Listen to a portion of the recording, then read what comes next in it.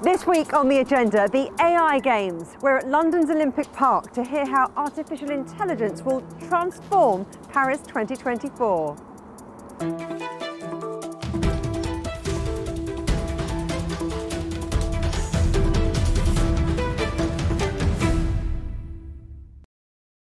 Artificial intelligence has already more than made its mark in every industry and in all our lives. And ahead of the Paris Olympics this summer, the world of sport is really getting its act in gear. I'm here at the Queen Elizabeth Olympic Park, home of the London Games 2012, for the launch of the International Olympic Committee's AI agenda. The president of the IOC, Thomas Bach, explained to me the thinking behind it. It is to make the athletes and every participant in sport the best conditions available to have a more equitable sport, to have sport and athletes in solidarity, and to put the human being, the athletes, at the center of everything. That means we are not talking about replacing the athlete, we are talking about supporting the athlete. How would you say that the worlds of sport and data are inextricably linked? They are linked from the very beginning. You know, sport has always been about data. You have results, you have timing, it is one, and the Olympic Games always have also been milestones in technological development, if you look at broadcasting, for instance. But this relationship will now even get closer, because AI is offering so many opportunities to each individual that it is really hard to imagine at this moment in time where this will end. You mentioned broadcasting, and I wonder how you think AI is changing the way people are going to be able to watch the Olympics, and also how it's going to be monetized, how it's going to make money. The money is not the real consideration, but it will make broadcasting will create a much more immersive experience for the spectator, and at the very end, I think every spectator can be his or her own director.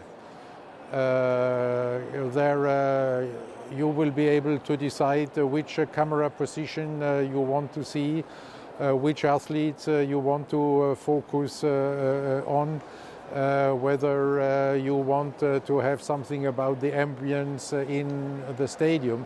It will be a totally different world. We'll have access to so many touch points that maybe we could be at-home judges. Are you thinking about opening up the judges to the public? No, that's always a great sport. The people at the TV screen or at their device, they have always been the much better coaches and the much better referees than the ones on the field of play. But now, you know, when also the people on the field of play will have all these tools available to them, then maybe even there it can be more equitable. The technology is so fast changing, though, isn't it? If you just think back to the last Olympics and to the one before that, so much has changed. It's really advancing fast with each Olympics. Which innovations are you most excited about for Paris 2024? I think there are, one is again about the athletes. It's the safeguarding procedures there we have established, and secondly it will be the new opportunities already for the spectators, you know, that you can put your own highlights together, and all this in real time, and that the spectators will also have much more data available for them, which makes them also much better understand what it really means for an athlete to achieve this level of performance, and in some cases maybe also even to understand the referee. But what's the game changer? What's being used at Paris 24 that really is a bit of a showcase for AI at the Olympics? No, that's the broadcasting programs I was just mentioning. And we have to see, we are at the very beginning of this journey. And there I think it's already remarkable what we can see in Paris being achieved, but at the same time already having a look forward to LA 28 and what then it can mean for the organization of the games, what it can mean, as you have seen today, for sports equipment, also creating more solidarity, more equitable conditions for the athletes all across the world. So it's a fascinating new world. So Deloitte has said that the sports analytics industry is worth $4 billion. How is AI supercharging what sponsors and what advertisers are doing? I think their sponsors and advertisers can benefit in two different ways. One, with AI, they can also create much more individualized, much more personalized messages. On the other hand, with the ever-growing reach of sport in the world population, look, the Olympic Games will be followed by more than half of the world's population. That's an incredible reach they can achieve through sport, and the AI stakeholders with regard to marketing and sponsorship, they have an area where they can show and showcase that AI can greatly and will greatly contribute to a values-based development of performance and of well-being of humans. When you launched the Olympic AI agenda, you said there are enormous opportunities out there, but you also said there were some risks. What are you being mindful of? Again, the Olympic AI agenda is a values-based agenda, and this means with regard to challenges and risks, for instance, that the tools we are offering, that it must remain an offer. That if you take, let's say, talent identification, that you cannot force a young guy that if you want to enter sport, you have first of all to do this program in talent identification. This must be up to them. And for the ones who decide to do it, they must still have the free choice.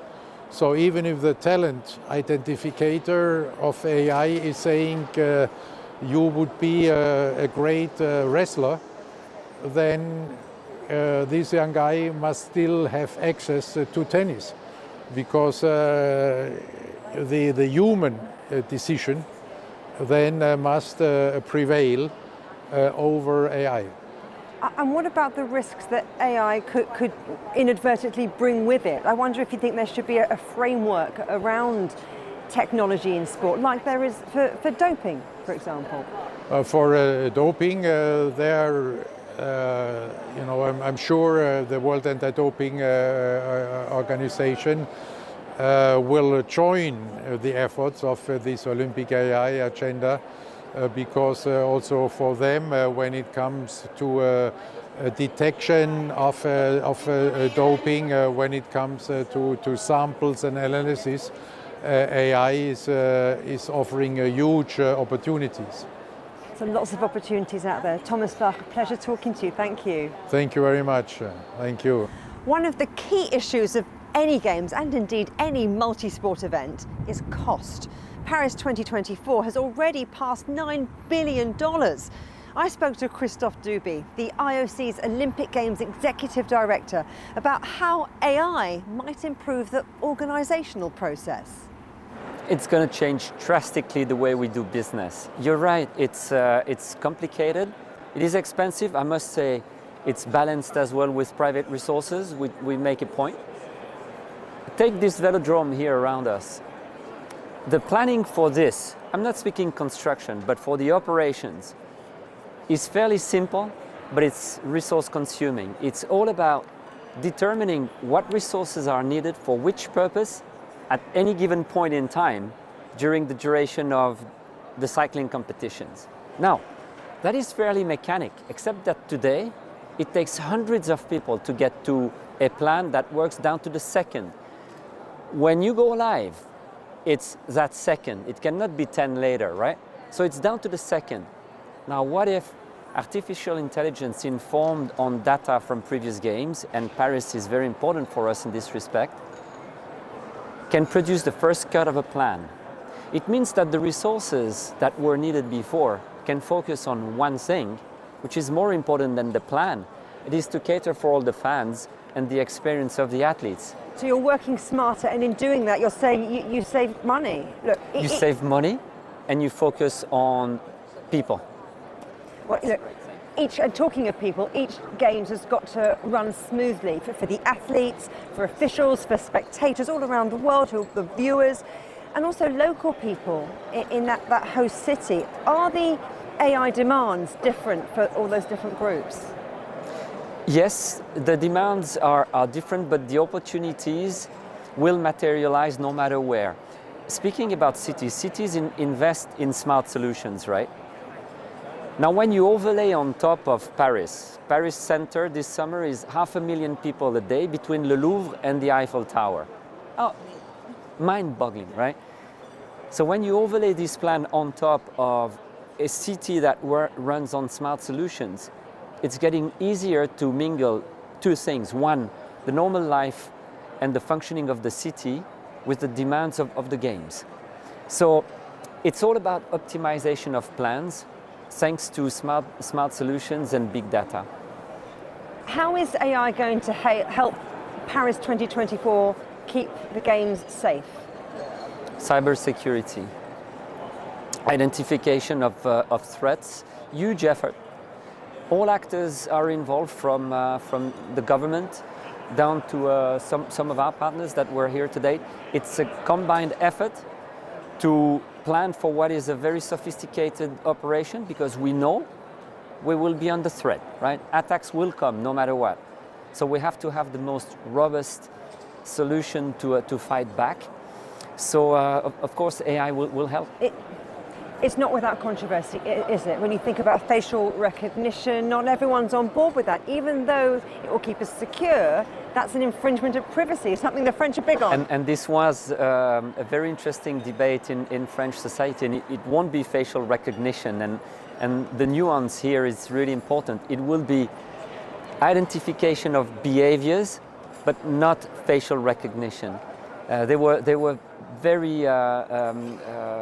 clear that in France you couldn't identify an individual, but you can identify a behavior, a given pattern of behavior in the crowd. So this is what they're doing this summer. We're going to be safe. We're going to be safe? But how else are all of these AI initiatives that you've been studying, how are they going to enhance the Paris Games? You mentioned cybersecurity, it's behind, you cannot see that, right? Some of the translations for the simplest and shortest news, immediate ones, these are the kind of tools we will be using at this point in time. We heard Yanis Exarchos speaking about this massive amount of production we do on TV, tagging of all information, production of highlights in a much quicker fashion, so this is how it will help. Absolute pleasure talking to you. Thank you so much. Same pleasure.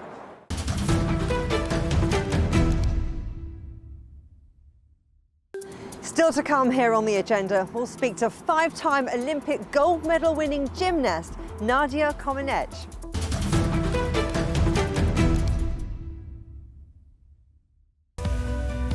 We are all connected across borders, across continents, connected by ideas, a shared humanity. Stay connected.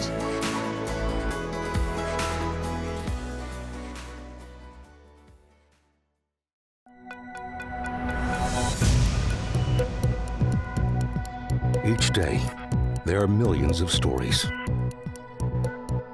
Each one can open new perspectives, new possibilities.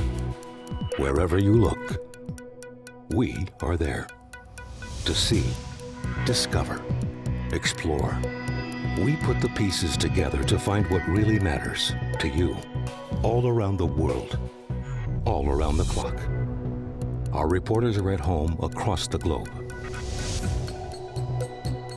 From our headquarters in Beijing and production centers in Washington, Nairobi, and London.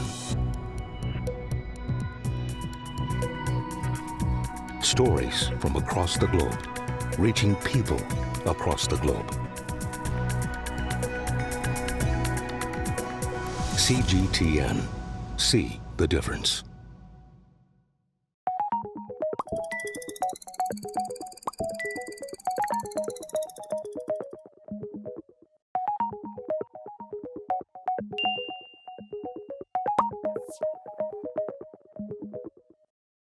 Roger, read you loud and clear.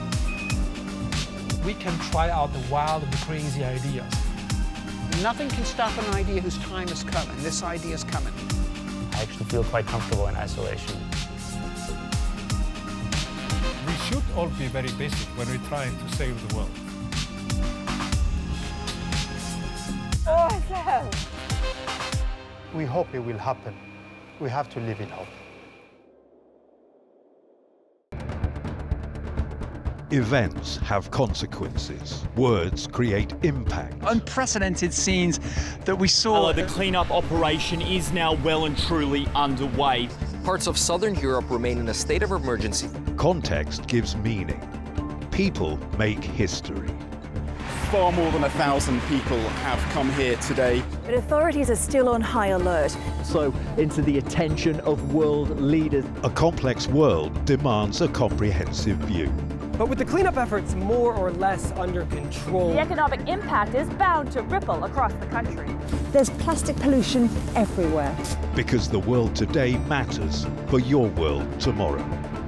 This is the living area of the crew. And in these mountains, they recently finished building a power plant. Well, this is something completely different. The world today, every day on CGTN.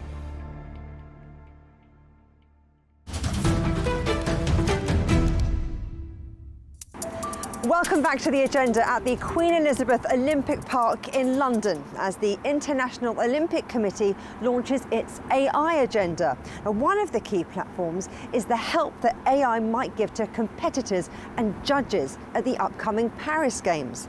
Five-time Olympic gold medal winning gymnast Nadia Comăneci told me what impact that's having.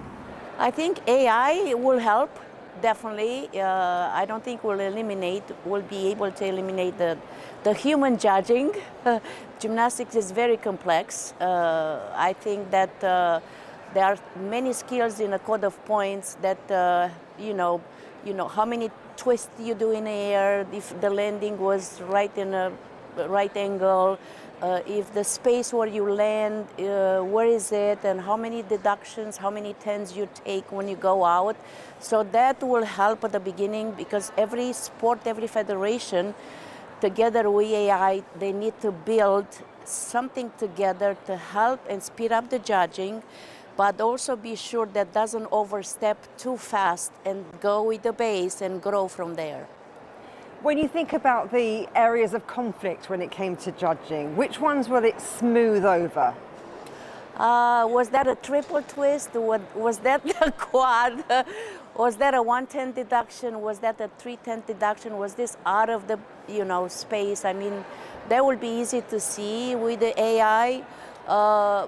Not be able to read all the routines and exercises, because gymnastics is complex, and then if I plan to do plan A and then I also have plan B, and then you're not going to know which one it is. How do you think that AI is going to change the whole Olympic experience for athletes in terms of their preparation, in terms maybe of their fitness more generally? Oh, a lot more, because we had to discover everything on ourselves, 40-something years ago. We realized that, to be able to do a skill, you have to be stronger, which means you need to do conditioning. So we had to figure out what kind of conditioning we do. So everything was created from the base of not knowing everything. With AI, you're going to know exactly what part you have to make stronger, which one is weaker. You will help develop an athlete to be able to learn the skill that they want to learn. So, yeah, it will be very important on that aspect. And as they're preparing for the games, the athletes might be able to see the stadium and the space that they're going to be performing in. Yeah, that will be helpful, even though you have to be on it. In gymnastics, you have to be on it and physically understand, where the light is, where the colors of the mats, where the pirouette is doing, where you're supposed to, land, and what's behind you. So the human part of the athletes is the human part of the athletes, but a lot of the things that the athletes had to discover on their own to take time to do it, that will be available. What about support for AI officials and for judges on things like image analysis? Is that going to increase fairness, do you think, when it comes to evaluating performances? I think as long as there are some margins with every sport, for example, you will know why the deductions are taken, and the public and the fans will understand why is this 110 deduction and one is this 3/10 deduction, because they're going to explain what's supposed to be instead of what it is not. It sounds like at home we can all be couch experts, can't we? Because we're all going to be looking at all of this. Yes, you'll see the angle. Do you think that there's a possibility that the AI is going to raise the bar higher from a technical perspective, in terms of expectations, in terms maybe of pressure? And the natural evolution of the sport? Things have changed because a lot. Everything needs to be done in a favor of the athlete. So those margins have to be done between the rules, the athlete, and the little margin needs to be there for the fairness of the athlete. Well, you scored that perfect 10 in Montreal. Yes. All those years ago. A perfect 1.00 because the computers were not ready. You were way ahead was of the I technology. the AI then? Discovering, I was able to create not knowingly an innovation. But do you think then having some of this technology at your fingertips would have made you even better, or would have given your competitors more of an advantage? I don't think I would have been better. Maybe the competitors would have known more about. But no, I don't think so. You beat an AI. Nadia Comăneci, absolute pleasure speaking to you. Thank you. Thank you. We've heard about some of the ways in which AI will impact this year's Olympics, but how did the IOC come up with those ideas? I spoke to Amit Joshi, Professor of AI, Analytics and Marketing, who was a member of the working group tasked last year to come up with the agenda. So this amazing group was put together by multiple folks inside IOC who realized the importance and the potential importance of AI as a technology, not only for IOC itself, but for the country organizations, the athletes, the spectators, as well as the future competitors. And that's how the group got put together.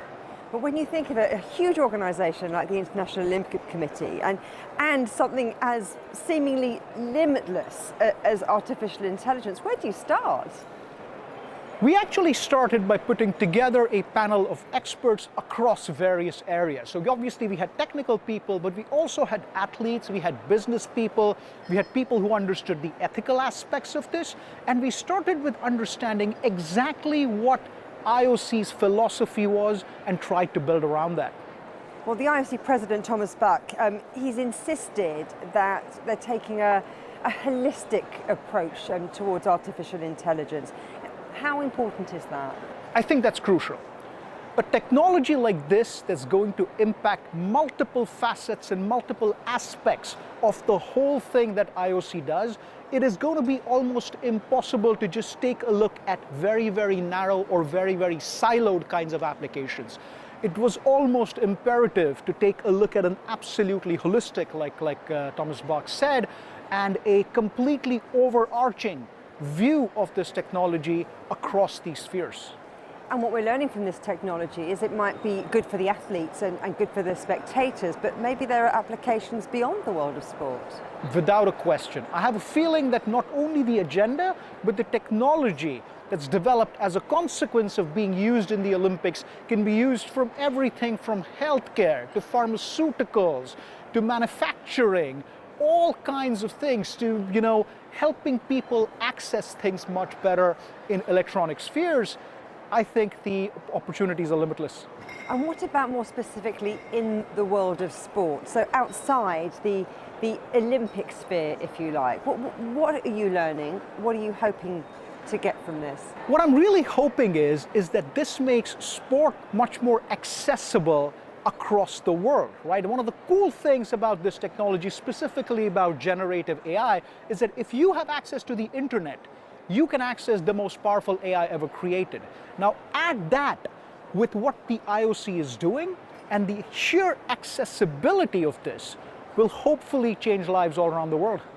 You talk about accessibility, but not everyone has that same connectivity or perhaps the financial means to get that latest gadget or gizmo that is going to enhance their performance or give them the analytics they need. I absolutely agree with you, right? And this is part of the places where, this is one of the places where this agenda or what the IOC is thinking about actually plays a role, because it tries to even the playing field between the haves and have-nots, right? I mean, we'll probably never get it perfectly even, but this is an attempt to actually try to level the playing field a bit in this context. There are lots of opportunities you're talking about here when it comes to AI, and AI in sport in particular, but there are risks too. How did you address those? You mentioned having ethics experts on the panel, but beyond talking about it, what safeguards are in place? I think this committee was supposed to come up with more general kinds of themes and general kinds of guidelines. Nonetheless, some of the things that were discussed and thought about were things like abuse that athletes have to deal with, right? The kinds of biases that sometimes happen at various levels in the selection and processing of these athletes. So these were topics that were actually very, very seriously thought of in the committee and have been addressed in this particular thing. When we talk about AI in other fields, people worry about losing their jobs, about robots replacing humans. In the world of sports, are we going to be watching a robot run the 100 meters? No chance. No chance. I think the sheer passion, the sheer emotion of watching an Usain Bolt do what he did, or watching Lindsey Vonn or any of these amazing athletes do what they did, I don't think that'll ever be replaced. And I think a great example of that is actually horse racing.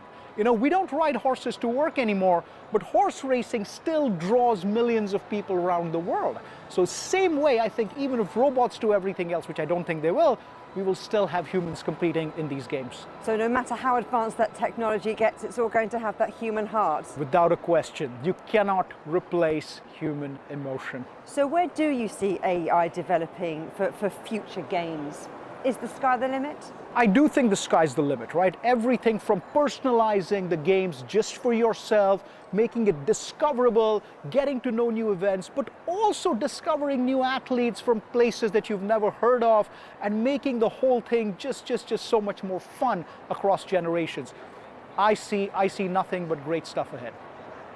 Amit Joshi, thank you so much. Thank you very much for having me. It's a pleasure.